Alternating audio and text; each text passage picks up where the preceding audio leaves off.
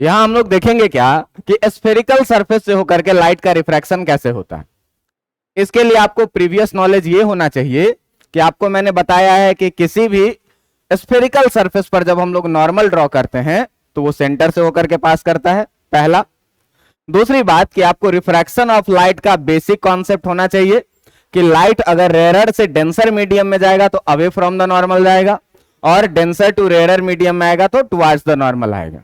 और Snell's law आपको याद होना चाहिए कि स्नेल्स लॉ में हम लोगों ने क्या पढ़ा है, जिधर का रिफ्रैक्टिव इंडेक्स उधर का साइन के साथ एंगल इक्वल टू जिधर का रिफ्रैक्टिव इंडेक्स उधर का साइन के साथ एंगल। ये सारी चीजें अगर आपको आती है और छोटा मोटा बेसिक ज्योमेट्री अगर आती है तो आज का लेक्चर ये आपके लिए, जिसमें हम लोग देखेंगे क्या, refraction through an spherical surface. जिस स्फेरिकल सरफेस में हम लोग एज्यूम करते हैं क्या कि कोई एक स्फेरिकल सरफेस है, मान लो कुछ ऐसा, और ये स्फेरिकल सरफेस किसी मीडियम का बना हुआ है, और ये मीडियम का बना हुआ है जिसका रिफ्रैक्टिव इंडेक्स हम लोग मान लेते हैं कितना, N2। बात समझ में आ रहा है। ये एक स्फेरिकल सरफेस है तो निश्चित रूप से इस स्फेरिकल सरफेस का कुछ ना कुछ ऐसा स्ट्रक्चर होगा, और इस स्फेरिकल सरफेस का सेंटर भी इधर कहीं पर होगा। तो जिस सेंटर को हम लोग क्या बोलते हैं, सेंटर ऑफ कर्वेचर। जिस सेंटर को किसी भी कर्व का जो जिस स्फेयर का बना है उसका जो सेंटर होगा उसे हम लोग क्या बोलेंगे, सेंटर ऑफ कर्वेचर। तो मान लेते हैं क्या कि इधर कहीं पर इस स्फेयर का क्या है, सेंटर है। और आप देखिएगा कि इस कर्व सरफेस का अगर मिडल पॉइंट का बात करें तो इस मिडल पॉइंट को हम लोग पोल बोलते थे, यहां हम लोग ऑप्टिकल सेंटर भी बोलेंगे। और जो सेंटर ऑफ कर्वेचर से ऑप्टिकल सेंटर को मिलाने वाली एक सीधी सी रेखा होती है, जो सीधी सी लाइन होती है, उस लाइन को हम लोग प्रिंसिपल एक्सिस कहते थे। इतनी बातें आपके समझ में अगर है तो आप बहुत ही ध्यान से देखिए कि इधर कहीं अगर सेंटर ऑफ कर्वेचर है तो इस पॉइंट को हम लोग P बोल देते हैं, ऑप्टिकल सेंटर है ये, और ये पॉइंट P है।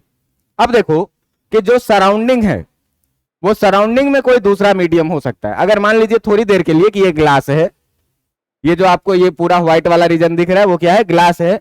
तो सराउंडिंग में इधर थोड़ा देर के लिए मान लो कि एयर है या कोई और मीडियम है, जिस मीडियम का रिफ्रैक्टिव इंडेक्स अपने को दिया हुआ है क्या, कि इस मीडियम का रिफ्रैक्टिव इंडेक्स है कितना, N1।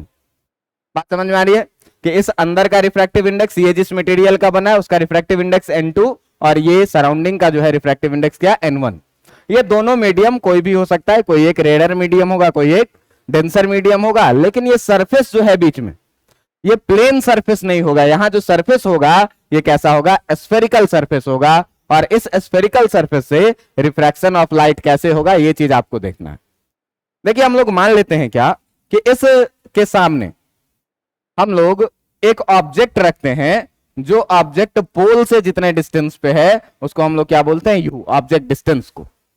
और पोल से सेंटर ऑफ कर्वेचर के डिस्टेंस को जो है सो हम लोग क्या बोलते हैं भाई, रेडियस ऑफ कर्वेचर कितना, R। ये बात पता होगा। आपको ये भी जानकारी होगी कि जो सारा डिस्टेंसेस हम लोग मेजर करते हैं वो सारे डिस्टेंसेस साइन कन्वेंशन के अकॉर्डिंग ही मेजर करेंगे। और साइन कन्वेंशन का वही 5 पॉइंट है जो मैंने आपको पढ़ाया है क्या, कि all distances are measured from the pole of the surface. Pole से मेजर करना है। The distance measured in the direction of incident ray is taken as positive. The distance measured in the opposite direction of incident ray is taken as negative. The distance above the principal axis is taken as positive and below the principal axis is taken as negative. ये सारे point को अगर हम लोग ध्यान में रखें तो आप ये बताइए कि इस ऑब्जेक्ट का हमको इमेज बनाना है, तो इमेज बनाने के लिए आपको कम से कम कितना रेज चाहिए, 2 रेज चाहिए। और 2 रेज में से हम एक रेज मान लो कि हम एक रेज जो है सो कुछ इस तरीके से यहां से भेजते हैं। अब ये लाइट रे एक मीडियम से दूसरे मीडियम में एंटर करने के लिए तैयार है।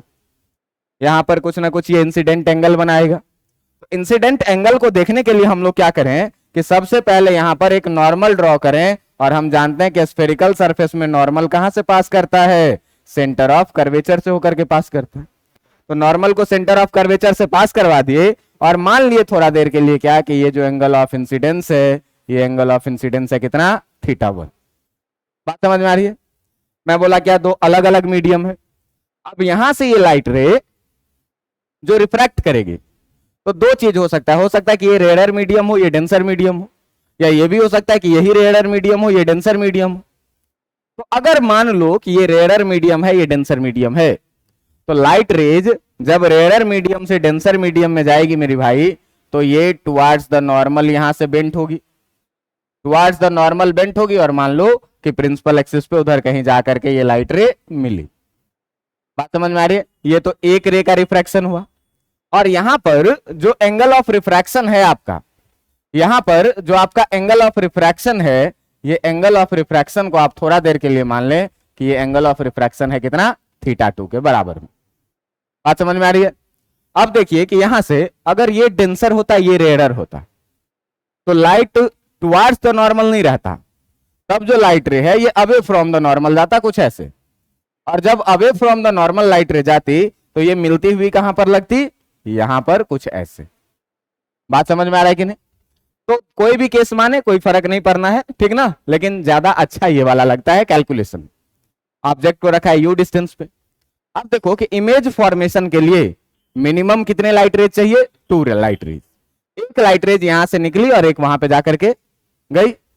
एक लाइट रेज हम लोग क्या करते हैं कि सरफेस के परपेंडिकुलर एंटर करवाते हैं। तो सरफेस के परपेंडिकुलर अगर कोई लाइट रे एंटर किया है, तो ये बिना अपना डायरेक्शन चेंज किए हुए, ये बिना अपना डायरेक्शन चेंज किए हुए सीधे चला जाएगा यहां से, और सीधे चला जाएगा तो रिफ्रैक्शन के बाद जो है, तो ये लाइट रे आपको किस पॉइंट पे दोनों मिलता हुआ लगेगा, इस पॉइंट पे, और जिस पॉइंट पे ये लाइट रेज मिलती है वहां पर क्या बनता है, इमेज बनता है। रिफ्रैक्शन के बाद 2 लाइट रेज जिस पॉइंट पर मिलेगा वहां क्या बनेगा, इमेज। और इस पोल से हम लोग इमेज का डिस्टेंस, जो यहां तक का डिस्टेंस एज्यूम कर लेते हैं, वो क्या, v।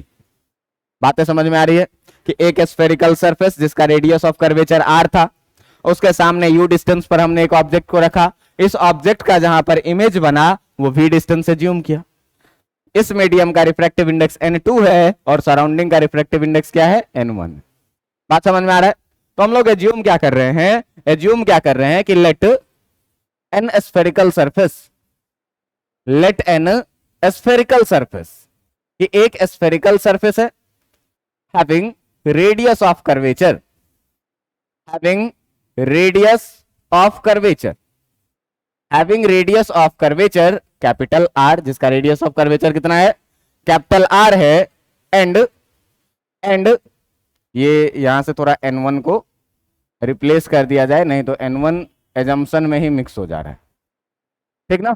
चलिए देखिए, having radius of curvature R and refractive index n2 is placed in a medium, is placed in a medium having, placed in a medium having refractive index n1। एक surface है जिसका रिफ्रैक्टिव इंडेक्स n2 है और radius of curvature कितना है, r है। ये एक दूसरे मीडियम में रखा है जिसका रिफ्रैक्टिव इंडेक्स कितना है, n2 है। बात समझ में आ रहा है? एक ऑब्जेक्ट स्फेरिकल सरफेस से u डिस्टेंस पर कहीं रखा हुआ, ठीक ना। तो n object is placed in front of spherical surface. इस स्फेरिकल सरफेस के सामने में एक ऑब्जेक्ट रखा है, कितने डिस्टेंस पे, एट अ डिस्टेंस u। और आपको पता होना चाहिए कि इंसिडेंट रे ऐसे जा रही है तो u इसके अपोजिट डायरेक्शन में मेजर होगा, तो इस u को हम लोग कैसा लेके चलेंगे, -u लेके चलेंगे। इतनी बातें समझ में आ रही है? At a distance -u and the image formed, and the image formed, image कहां पे फॉर्म हुआ, image formed at a distance of v, कि v डिस्टेंस के बाद इमेज फॉर्म हुआ। ऑब्वियसली आप देखेंगे कि इंसिडेंट रे के डायरेक्शन में ही v को मेजर किया जाना है, तो इंसिडेंट रे के डायरेक्शन में ही v को मेजर किया जाना है, तो v को कैसे लेना है, पॉजिटिव लेना है। ये था हमारा इतना सारा एजम्पशन। बात समझ में आ रही है? क्या किया हमने, एंगल को θ1 माना, इंसिडेंस एंगल को, रिफ्रैक्टिव एंगल कितना हुआ, θ2। बात समझ में आ रही है? अब देखो कि यहां से हम लोग क्या करते हैं कि एक परपेंडिकुलर ड्रॉ कर देते हैं, और इस परपेंडिकुलर ड्रॉ करने के साथ ही जो फुट ऑफ परपेंडिकुलर है इसका नाम क्या मान लेते हैं, P'। बात समझ में आ रही है? तुम देखोगे कि इस पूरे डेरिवेशन में हम लोग जैसा जैसा स्टेप मिरर फॉर्मूला में लिए थे, वैसे वैसा स्टेप यहां भी लेंगे, बस वहां रिफ्लेक्शन ऑफ लाइट का यूज किए थे, यहां रिफ्रैक्शन ऑफ लाइट का यूज करेंगे और स्नेल्स लॉ का यूज करेंगे। बातें समझ में आ रही है? अच्छा, ये जो पॉइंट ऑफ इंसिडेंस है, इस पॉइंट ऑफ इंसिडेंस का भी नाम मान लीजिए कुछ एम। ठीक है, अब देखिए कि हमको जो ऑप्टिक्स पढ़ना है, उस पूरे ऑप्टिक्स में आपको जो रेज के बारे में एज्यूम करना है, वो रेज कैसा होना चाहिए? पैरा एक्सियल, प्रिंसिपल एक्सिस के वेरी क्लोज होना चाहिए। तो अगर ये लाइट रेज प्रिंसिपल एक्सिस के वेरी क्लोज होगा तो ये पॉइंट एम जो है सो नजदीक में होना चाहिए। अगर मान लो कि ये पॉइंट एम यहां है, तो यहां से परपेंडिकुलर डालेंगे तो पी डैश और नजदीक आ जाएगा। इसको अगर हम और नजदीक करते हैं तो यहां से क्या होगा? ये पी डैश और नजदीक आ जाएगा, और लगभग पैरा एक्सियल रेज के केस में पी डैश और पी एक ही पॉइंट हो जाएगा। बात समझ में आ रही है कि नहीं? तो इस कहानी को हम लोग, सारे कहानी को जो हम लोगों को डील करना है, वो सारी कहानी को डील करना है इन सारे रेज को कैसा रेज मान करके? तो पैरा एक्सियल रेज मान कर। बात समझ में आ रहा है? तो यहां से हम लोग अब एक नई एजम्पशन शुरू करेंगे कि if the incident ray normal and refractive ray and the refractive ray makes angle alpha, beta and gamma respectively with principal axis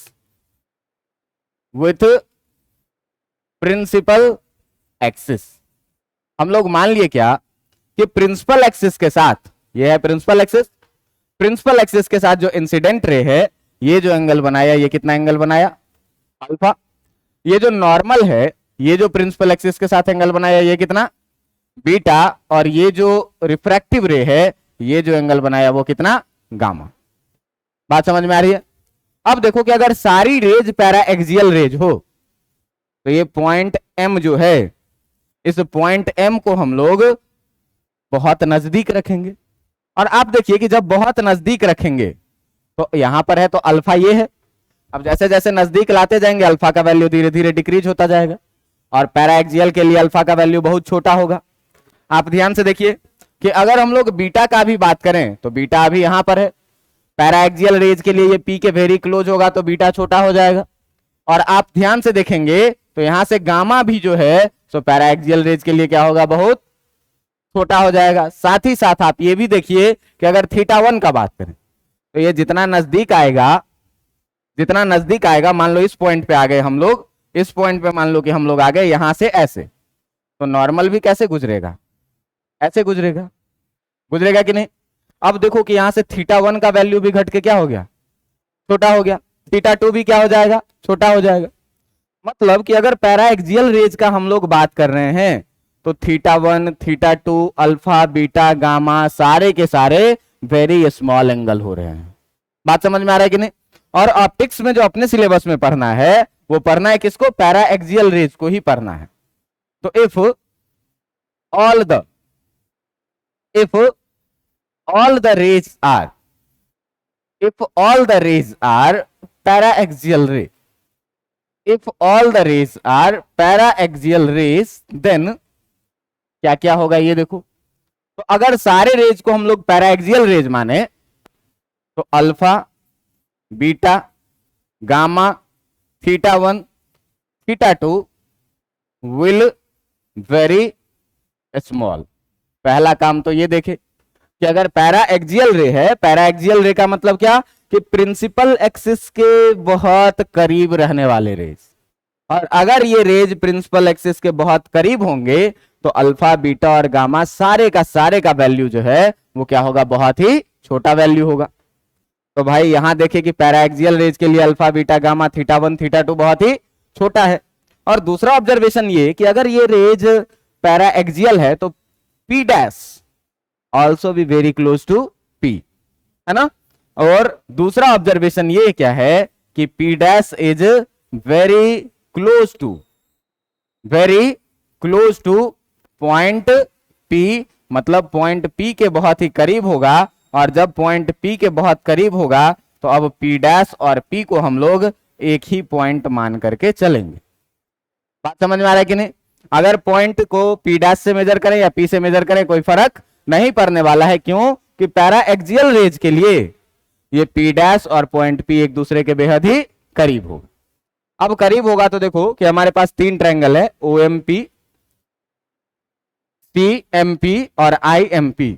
इस तीनों ट्रायंगल में अगर हम अल्फा बीटा गामा दिया हुआ है तो tan अल्फा tan बीटा और tan गामा का वैल्यू निकाल सकते हैं, है ना। तो OMP से शुरू करते हैं कि अगर शुरू करें हम इन ट्रायंगल OMP में, तो आप देखिएगा कि अगर हम लोग बात करें इन ट्रायंगल OMP में, और OMP में हम लिखना चाहें क्या, tan अल्फा इक्वल टू, तो tan अल्फा क्या लिखते हो, परपेंडिकुलर, प्रिंसिपल एक्सिस के ऊपर है परपेंडिकुलर, तो H पॉजिटिव लेंगे, बाय बेस ये वाला, तो बेस इंसिडेंट रे के अपोजिट डायरेक्शन में मेजर कर रहे हैं तो U को नेगेटिव लिखेंगे, यानी कि tan अल्फा का जो वैल्यू हम लोग लिखेंगे वो कितना लिखेंगे, H अपॉन माइनस C। अब देखो दूसरे ट्रायंगल में CMP में हम लोग देख रहे हैं कि अगर CMP में बात करें, इन ट्रायंगल CMP में और CMP में मैं बात करूं किसका, tan बीटा का, तो आप ध्यान से देखिए, थीटा के सामने वाला परपेंडिकुलर प्रिंसिपल एक्सिस के ऊपर है, पॉजिटिव होगा, और यहां से जो C का डिस्टेंस मेजर होगा ये इंसिडेंट रे के डायरेक्शन में ही मेजर होगा, तो इंसिडेंट रे के डायरेक्शन में R पॉजिटिव लेंगे, तो क्या हो जाएगा, perpendicular by base H upon R, दोनों पॉजिटिव, तो H अपॉन R लिखेंगे तो tan बीटा कितना हो जाएगा, H अपॉन R। और आप सबसे लास्ट ट्रायंगल देखिए, इन ट्रायंगल IMP में और IMP में आप देखिएगा tan गामा जो आपको मिलेगा, ये tan गामा कितना मिलेगा भाई, फिर से परपेंडिकुलर और बाय बेस इंसिडेंट रे के डायरेक्शन में ही है, तो ये भी पॉजिटिव और H भी पॉजिटिव, परपेंडिकुलर अपॉन बेस लिखेंगे तो H अपॉन कितना हो जाएगा, भी। यहां से हमको tan अल्फा tan बीटा और tan गामा का वैल्यू पता चल गया है। बात समझ में आ रही कि नहीं? अब ये दो चीज जब आपको पता चल गया है तो आप जरा सा आइए कि अब थोड़ा सा कुछ उपाय करते हैं। हम लोग देखते हैं किसको, OMC को, किसको, OM और C। OMC में आप देखिए कि अल्फा और बीटा इंटीरियर एंगल है और θ1 एक्सटीरियर एंगल है ना। तो अगर हम लोग इन ट्रायंगल OMC में बात करें, अगर हम लोग बात करें किसमें, इन ट्रायंगल OMC में, तो ध्यान से देखना कि ट्रायंगल OMC कैसा है, ये है O, ये है C, इधर से है कहीं M, ये एंगल है तुम्हारा θ1, यहां का एंगल है अल्फा और यहां का एंगल है कितना, बीटा। ये है OMC। आप ध्यान से देखिए कि ये जो है आपका OMC, OMC, OMC में O के पास अल्फा, C के पास बीटा और M के पास एक्सटीरियर एंगल θ1। तो जब OMC का वैल्यू लगाएंगे अल्फा बीटा θ1, तो यहां भाई एक्सटीरियर एंगल प्रॉपर्टी कहता है क्या, कि bye exterior angle property, bye exterior angle property हम लोग देख रहे हैं क्या, एक्सटीरियर एंगल प्रॉपर्टी देखते हैं क्या, कि जो θ1 होगा वो सम ऑफ अपोजिट इंटीरियर एंगल, तो सम ऑफ अपोजिट इंटीरियर एंगल है कितना, अल्फा प्लस बीटा। ये एक रिलेशन आपको यहां से मिलेगा कि θ1 का वैल्यू कितना आया, अल्फा प्लस बीटा है। अच्छा, दूसरा चीज आप ये देखें कि ट्रायंगल CMI में देखिए, तो CMI में देखिए θ2 और गामा इंटीरियर है और बीटा क्या है, एक्सटीरियर है। तो ट्रायंगल CMI में जब हम लोग देखेंगे तो देखिए हम लोगों को क्या मिलेगा, हम लोग बात कर रहे हैं कहां पर, इन ट्रायंगल CMI। CMI है कैसा भाई, तो ये है C, ये है I, यहां से है कुछ ऐसा M और यहां पर है एक्सटीरियर एंगल बीटा, ये एंगल है कितना, θ2 और ये एंगल है कितना, गामा। कितना ये है आपका C, ये है I और ये है क्या, M। अब देखिए कि CMI में हम लोग देख रहे हैं क्या, कि θ2 और गामा अपोजिट इंटीरियर एंगल है और बीटा क्या है, एक्सटीरियर एंगल है। तो अगर यहां पर हम लोग एक्सटीरियर एंगल प्रॉपर्टी लगाएंगे, तो अगर यहां पर हम लोग एक्सटीरियर एंगल प्रॉपर्टी लगाएंगे तो एक्सटीरियर एंगल प्रॉपर्टी से हमको मिलेगा क्या, कि जो बीटा है वो किसके बराबर में हो जाएगा, θ2 और प्लस गामा के बराबर में। और अगर आपको θ2 लिखना है तो गामा को इस साइड लेके आइएगा तो कितना हो जाएगा, बीटा माइनस θ1, और θ2 का वैल्यू हमको पता चल गया है। अब देखो कि अब इस पूरी कहानी में हम लोग क्या करते हैं, स्नेल्स लॉ लगाते हैं। और स्नेल्स लॉ लगाएंगे यहां पर सरफेस के पास में। तो सरफेस के पास में जिधर का रिफ्रैक्टिव इंडेक्स उधर का एंगल, और फिर जिधर का रिफ्रैक्टिव इंडेक्स उधर का एंगल। यानी कि अगर रिफ्रैक्टिव इंडेक्स n1 लेंगे तो n1 sine theta 1 equal to n2 sine theta 2। तो अगर हम लोग स्नेल्स लॉ लगाएंगे तो अप्लाइंग स्नेल्स लॉ हम लोग ये देख पा रहे हैं क्या, अप्लाइंग स्नेल्स लॉ, लगाओ स्नेल्स लॉ और देखो कि स्नेल्स लॉ लगा करके क्या मिला कि जिधर का रिफ्रैक्टिव इंडेक्स उधर का angle sine theta 1 equal to जिधर का रिफ्रैक्टिव इंडेक्स उधर का एंगल कितना, साइन थीटा 2। आप देखिए ध्यान से कि जिधर का रिफ्रैक्टिव इंडेक्स उधर का angle n1 sine theta 1 equal to n2 sine theta 2, यही तो है स्नेल्स लॉ। अब देखो कि हम लोग ये बात जानते हैं क्या कि थीटा 1 और थीटा 2 जो है तो बहुत छोटा एंगल है ना। थीटा 1 और थीटा 2 क्या है, बहुत छोटा एंगल है, क्योंकि रेज क्या है, पैरा एक्सियल है। तो since theta 1 and theta 2 are very small, theta 1 और थीटा 2 बहुत छोटा है भाई, तो बहुत छोटे थीटा के लिए जो साइन थीटा 1 होगा ये अप्रोक्सीमेटली इक्वल हो जाएगा किसके, थीटा 1 के। साइन थीटा थीटा के बराबर हो जाता है बहुत छोटे एंगल के लिए। और जो साइन थीटा 2 होगा आपका ये अप्रोक्सीमेटली किसके इक्वल हो जाएगा, थीटा 2 के इक्वल हो जाएगा। तो यहां देखो कि साइन थीटा 1 को थीटा 1 लिख सकते हैं क्या, और साइन थीटा 2 को भी थीटा 2 लिख सकते हैं क्या।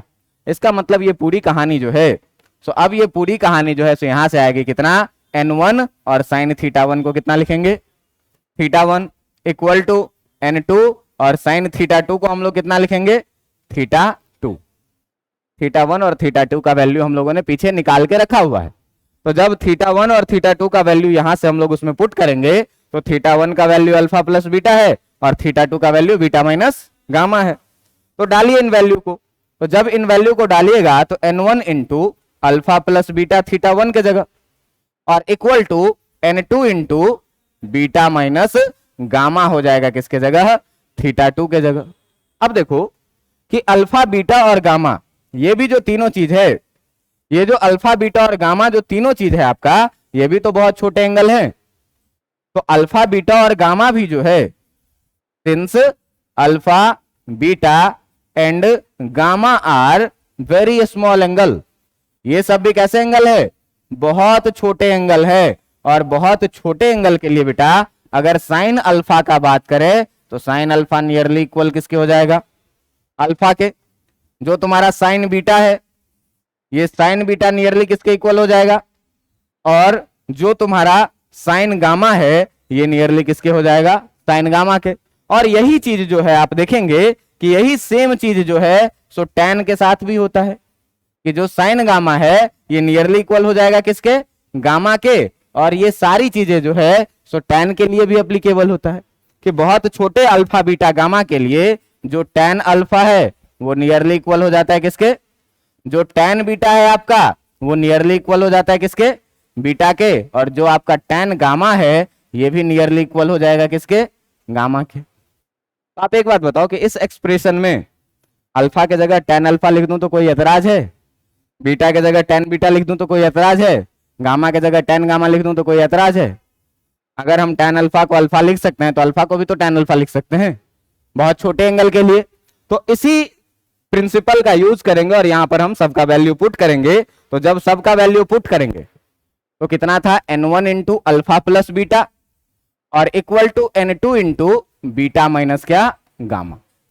अब देखो कि सब में जब वैल्यू डालेंगे तो n1 इंटू अल्फा के जगह कितना लिख सकते, टैन अल्फा, और प्लस बीटा के जगह कितना लिख सकते, tan beta, equal to n2 into beta के जगह पर कितना लिख सकते हैं, टैन बीटा माइनस गामा के जगह पर कितना लिख सकते हैं, टैन गामा। इतनी बातें तो समझ में आ ही रही होगी।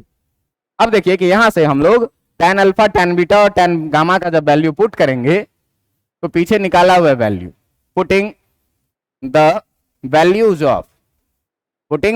Of tan alpha tan beta and tan gamma ten gamma का जो वैल्यू हम लोगों ने निकाला है, टेन अल्फा का जो वैल्यू हम लोगों ने निकाला है, टेन बीटा का जो वैल्यू हम लोगों ने निकाला है, इन सारे वैल्यूज को यहां से क्या करना है, पुट करना।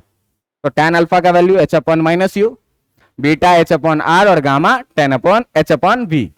इन सारे वैल्यू को पुट करो तो देखो आ जाएगा क्या, N one into tan alpha के जगह H upon minus U plus tan beta के जगह H upon R equal to N two into tan beta के जगह एच अपॉन आर और माइनस टेन गामा के जगह कितना, एच अपॉन भी। आप ध्यान से देखिएगा तो इधर भी दोनों एच कॉमन, इधर भी दोनों एच कॉमन, और कॉमन होने के बाद कट भी जाएगा, तो इस सारे एच को आप यहां से काट सकते हैं। काटिएगा, मल्टीप्लाई करिएगा तो मिलेगा कितना, minus N one upon U plus N one upon R equal to N two upon R और माइनस एन टू अपॉन कितना, भी। भी वाले को इस साइड ले आइए, तो जब इसको इस साइड लेके आइएगा तो माइनस से, तो ये हो जाएगा कितना, N two upon V minus N one upon U, ये इधर ही है। और उस साइड में आप देखिए कि जो एन टू अपॉन आर है, ये तो आपका एन टू अपॉन आर है ही, और इस एन वन अपॉन आर को इस साइड ले आइएगा तो माइनस एन वन अपॉन कितना हो जाएगा, इधर एलसीएम ले लीजिए, तो इसी को हम लोग N two upon V minus N one upon U equal to दोनों का एलसीएम हो जाएगा आर और कितना, N two minus N one लिखेंगे। और यही जो है, यही चीज जो है, सो आपका ये क्या हो जाता है, स्फेरिकल सरफेस के लिए फॉर्मूला हो जाता है, जिस फॉर्मूला का हम लोग क्या करते हैं, यूज करते हैं। अब देखो कि इसमें एक बात की कंफ्यूजन ये रह जाती है क्या, कि आखिर N1 और N2 कौन से मीडियम का रिफ्रैक्टिव इंडेक्स है, N1 और N2 कौन से मीडियम का रिफ्रैक्टिव इंडेक्स है, ये चीज हम लोगों को कंफ्यूजन रह जाती है। तो आप आ जाइए कि सिंपल सा जो हम लोगों का प्रीवियस डायग्राम है, उस डायग्राम में हम लोग आते हैं, और डायग्राम में हम लोग देखते हैं क्या, कि N1 उस मीडियम का रिफ्रैक्टिव इंडेक्स है जिसमें से लाइट रेज निकली है, और N2 उस मीडियम का रिफ्रैक्टिव इंडेक्स है जिसमें लाइट रे जाकर के मिली है। बात समझ में आ रहा है? तो आप N1 और N2 के बारे में हमेशा ये याद रखिएगा, हो सकता है कोई रेयर हो, कोई डेंसर हो, कुछ भी हो, लेकिन हमेशा ये बात याद रखना है कि N1 उस फॉर्मूला में उस मीडियम का रिफ्रैक्टिव इंडेक्स है जिससे लाइट रे निकली है, और N2 उस मीडियम का रिफ्रैक्टिव इंडेक्स है जिसमें लाइट रे जाकर के मिली है। तो अगर यहां पर चाहे हम लोग तो एक पॉइंट ऐड भी कर सकते हैं क्या, कि ये जो फॉर्मूला है अपना N2 अपॉन V, ये जो फॉर्मूला है अपना N2 upon V minus N1 upon U equal to N2 minus N1 upon R, ये रिफ्रैक्शन का जो फॉर्मूला है, इसमें आपको ध्यान रखने वाली कुछ बातें हैं। जिन बातों को क्या ध्यान रखना है, तो उन बातों को हम लोग यहां पर छोटा सा पॉइंट में नोट करके लिख लेते हैं। पहला कि N1 is refractive index of that medium from which light ray emit, कि जिस मीडियम से होकर के लाइट रे इमिट्स हुआ है उसका जो है तो रिफ्रैक्टिव इंडेक्स कितना, N1, ठीक ना। और N2 के बारे में हम लोग ये ध्यान रखेंगे कि N2 is the refractive index of that medium in which light enters, light rays enters, कि जिसमें एंटर्स होगा उसका रिफ्रैक्टिव इंडेक्स N2 और जिससे निकलेगा उसका रिफ्रैक्टिव इंडेक्स कितना, N1। दूसरी बात यह भी है कि U, V और R को उसके प्रॉपर साइन के साथ रखना है, और साइन आएगा कहां से, साइन कन्वेंशंस, ठीक ना। तो यहां पर यह भी बात आपको ध्यान में रखना है क्या, कि जो आपका U है, जो आपका V है और जो आपका R है, ठीक ना, is taken with its proper sign, इसके अपने प्रॉपर साइन के साथ ही इसको लेना है। और प्रॉपर साइन इसका आएगा कहां से भाई, तो प्रॉपर साइन के लिए हम लोग क्या पढ़े हैं, प्रॉपर साइन के लिए हम लोग पढ़े हैं क्या, साइन कन्वेंशन। साइन कन्वेंशन का आपको 5 पॉइंट याद होना चाहिए, कि सारा डिस्टेंस ऑलवेज पोल से मेजर करना शुरू करेंगे, इंसिडेंट रे के डायरेक्शन में पॉजिटिव, अपोजिट डायरेक्शन में नेगेटिव, प्रिंसिपल एक्सिस के ऊपर पॉजिटिव और प्रिंसिपल एक्सिस के नीचे नेगेटिव। तो ये जो फॉर्मूला है N2/V minus N1/U equal to N2 minus N1/R, ये हर स्फेरिकल सरफेस के लिए सही है। अभी तक हम लोग केवल एक स्फेरिकल सरफेस देखे हैं। अब जरा सा देखो कि एक स्फेरिकल सरफेस अभी देखे थे ऐसे, है ना। अगर इसमें एक और स्फेरिकल सरफेस ऐसे मिला दें तो लेंस बन जाता है कि नहीं बन जाता है? बन जाता है ना। तो यहीं से आपकी कहानी शुरू होगी, किसकी? लेंस की कहानी शुरू होगी, जब हम लोग दो या दो से अधिक सरफेस को मिलाएंगे तब। फिलहाल ये एक बहुत ही इंपॉर्टेंट डेरिवेशन आपके लिए और आसान सा डेरिवेशन था, क्या कि refraction through a spherical surface की कहानी हम लोग कैसे शुरू करते हैं। तो कुछ किए नहीं, किए क्या भाई, यहां से हम इमेज बनाए, सबका डिस्टेंस लिए, सबका डिस्टेंस लेने के बाद हम लोग tan alpha, tan beta, tan gamma मान लिए, ठीक ना। और फिर स्नेल्स लॉ लगा दिए, स्नेल्स लॉ में सबका वैल्यू पुट कर दिए, काम हो गया। बात समझ में आ रहा है कि नहीं? सारे रेज, पैराएक्सियल रेज को ही एज्यूम करना है पूरे ऑप्टिक्स में अपने को। तो alpha, beta, gamma, theta 1, theta 2 सारे बहुत छोटे होंगे और बहुत छोटे एंगल के लिए साइन थीटा भी करीब करीब थीटा के बराबर होता और tan थीटा भी करीब करीब थीटा के बराबर होता। इसी कॉन्सेप्ट का हम लोगों ने यूज किया और हम लोग फाइनल पहुंचे एक डेरिवेशन के कंक्लूजन पे, जहां से मिला हमको कि एक स्फेरिकल सरफेस जिसका रेडियस ऑफ कर्वेचर r है और रिफ्रैक्टिव इंडेक्स n2 था, से बाहर अगर किसी मीडियम में हम लोग जिसका रिफ्रैक्टिव इंडेक्स n1 है, u डिस्टेंस पर कोई ऑब्जेक्ट रखते हैं, तो v डिस्टेंस पर अगर उसका इमेज बनता है, तो इस सारे में जो रिलेशन होता है, ये रिलेशन कितना? N2/V minus N1/U equal to N2 minus N1/R। अब देखिए कि इस कॉन्सेप्ट पर अगर हमसे क्वेश्चन पूछा जाए तो हम लोग क्वेश्चन कैसे बनाएंगे, इन चीजों को जरा सा ध्यान से देखना है। कि क्वेश्चन अगर आपसे पूछा जाए, कह दिया जाए क्या कि आपके पास एक ग्लास स्फेरिकल सरफेस है, एक ग्लास का स्फेरिकल सरफेस है, ये रहा आपका ग्लास का स्फेरिकल सरफेस, और इस ग्लास के स्फेरिकल सरफेस का हम लोग मान लेते हैं कि प्रिंसिपल एक्सिस है कुछ ऐसा, और इस प्रिंसिपल एक्सिस का जो सेंटर ऑफ कर्वेचर है, ये सेंटर ऑफ कर्वेचर C का जो डिस्टेंस यहां से दिया हुआ है, आपको दिया हुआ है कितना? 10 सेंटीमीटर। कह रहा है कि इस पोल से, कह रहा है इस पोल से जो है तो हम लोग 30 सेंटीमीटर के डिस्टेंस पर, यहां से 30 सेंटीमीटर के डिस्टेंस पर एक ऑब्जेक्ट रखते हैं। यदि इस ग्लास का रिफ्रैक्टिव इंडेक्स जो है ये 1.5 है और इधर सराउंडिंग में जो है वो एयर है, आपको पता है कि एयर का रिफ्रैक्टिव इंडेक्स कितना होता? 1। तो आपसे पूछ रहा है क्या? आपसे पूछ रहा है क्या कि find the position, find the position and nature of image form, कि इस ऑब्जेक्ट का जो इमेज फॉर्म होगा उसका पोजीशन बताइए कहां पर होगा और उसका नेचर बताइए कहां पर होगा। आप देखो मेरे भाई, इससे पहले एक चीज को जरा सा ध्यान से देखिए कि लाइट रेज यहां से गई, यहां दोनों लाइट रेज रियल इमिट हुई है, तो रियल इमेज फॉर्म हुआ है। मतलब अगर V का वैल्यू पॉजिटिव होगा तो रियल इमेज फॉर्म होगा, और अगर V वर्चुअल आ गया, नेगेटिव आ गया, इसका मतलब इधर ही कहीं बना होगा। तो इधर बना होगा तो इधर कैसा बनेगा? वर्चुअल बनेगा, क्योंकि देखो इधर टुवर्ड्स द नॉर्मल गई है। अगर अवे फ्रॉम द नॉर्मल ये लाइट जाती, तो अवे फ्रॉम द नॉर्मल में कुछ ऐसे जाती और कुछ ऐसे जाती, तो ये मिलती हुई कहां पर लगती? मिलती हुई इधर लगती, तो इमेज यहां फॉर्म होता, और ये कैसा इमेज होता? वर्चुअल इमेज होता।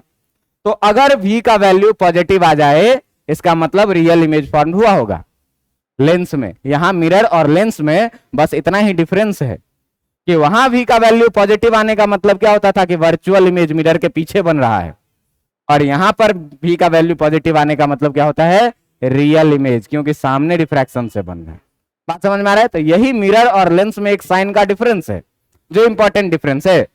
अब देखिए कि इस क्वेश्चन को हम लोग बनाना शुरू करते हैं, इस क्वेश्चन को हम लोग बनाना शुरू करते हैं कि ये क्वेश्चन अपना कह क्या रहा है। तो भाई ये बताओ कि ऑब्जेक्ट से अगर लाइट रेज निकलेगी तो लाइट रेज कैसे निकलेगी? ऐसे निकलेगी। और आप U को देखिए कि U इक्वल टू जो है तो कितना पॉजिटिव होगा कि नेगेटिव होगा? नेगेटिव होगा, -30। आप R का वैल्यू देखिए, R का वैल्यू पॉजिटिव होगा कि नेगेटिव होगा? लाइट जिस मीडियम से निकलती है उसका रिफ्रैक्टिव इंडेक्स को हम लोग N1 बोलते हैं, तो N1 का वैल्यू कितना? और जिस मीडियम में लाइट रे जाती है उसके रिफ्रैक्टिव इंडेक्स को हम लोग क्या बोलते हैं? N2 बोलते हैं। ये कितना? 1.5। बात समझ में आ रही है कि नहीं आ रही है? अब देखिए कि इन सारे सिस्टम में जब हम लोग फॉर्मूला लगाएंगे हमको पोजीशन ऑफ इमेज निकालना है, मतलब v निकालना है। अब v निकालना है तो v निकालने के लिए हम लोग क्या फॉर्मूला पढ़े हैं? v निकालने के लिए हम लोग फॉर्मूला पढ़े n2 by V minus n1 by U equal to n2 minus n1 by कितना r। सबका वैल्यू रखिए प्रॉपर साइन के साथ। n2 का मतलब हो गया 1.5, v का मतलब हमको नहीं पता, माइनस n1 का मतलब हो गया 1, u का मतलब हमको पता है कितना -30 equal to n2 1.5 minus n1 1 upon r का वैल्यू पता है कितना 10। देखो जरा ध्यान से कि 1.5 upon v minus minus plus 1 upon 30 equal to 0.5 upon कितना हो जाएगा 10। पॉइंट उड़ाइए, एक जीरो बढ़ाइए और 5 से 20 बार में काट दीजिए, तो ये कितना हो जाएगा 1.5 अपॉन v इक्वल टू इधर बचा 1 अपॉन 20 और इस 1 अपॉन 30 को ले जाइएगा तो कितना हो जाएगा 1 अपॉन 30 और इसका जब आप एलसीएम करेंगे तो 30 और 20 का एलसीएम आ जाएगा 60। ये हो जाएगा 3 माइनस 2 यानी कि 1.5 अपॉन v जो निकल के आ जाएगा ये आ जाएगा कितना 1 अपॉन 60। तो देखो भाई कि जब 1.5 अपॉन v निकल के आ गया कितना 1 अपॉन 60 तो v इक्वल टू कितना निकल के आ जाएगा 60 इंटू 1.5 और v का वैल्यू आ जाएगा कितना 60 इंटू 1.5 आ जाएगा कितना 90 सेंटीमीटर। अच्छी बात यह है कि इसका जो साइन आया है ये कैसा साइन आया है पॉजिटिव साइन आया है। पॉजिटिव साइन का मतलब कि जो इमेज फॉर्म हुआ है वो इंसिडेंट रे के डायरेक्शन में ही फॉर्म हुआ है। इंसिडेंट रे के डायरेक्शन में कितना दूर पर भाई, तो इधर कहीं इमेज फॉर्म हुआ है और ये डिस्टेंस है कितने का 90 सेंटीमीटर का। और आपको पता है कि जब v का वैल्यू पॉजिटिव आ जाए इसका मतलब ये जो इमेज बनेगा वो कैसा इमेज बनेगा रियल इमेज बनेगा। बात समझ में आई कि नहीं? तो इस फॉर्मूला का यूज करते टाइम बस आपको दो ही बातों का ध्यान रखना है कि एक तो ये फॉर्मूला आपको याद रखनी है n2 by V minus n1 by U equal to n2 minus n1 by r। दूसरी बात आपको ये याद रखना है कि n1 उस मीडियम का रिफ्रैक्टिव इंडेक्स है जिससे लाइट रे निकली है और n2 उस मीडियम का रिफ्रैक्टिव इंडेक्स है जिसमें लाइट जाकर के मिली है। u v और r को उसके प्रॉपर साइन के साथ लेना है। और इस प्रकार से आज के इस लेक्चर को हम लोग यहां पर करते हैं समाप्त। ये पढ़ के आएंगे तो अगले दिन से इसी लेक्चर को कंटिन्यू करके हम लोग लेंस के तरफ धीरे धीरे बढ़ेंगे। अभी एक ही स्फेरिकल सरफेस था, अब स्फेरिकल सरफेस को कंबाइंड करेंगे कि दो स्फेरिकल सरफेस होगा तब।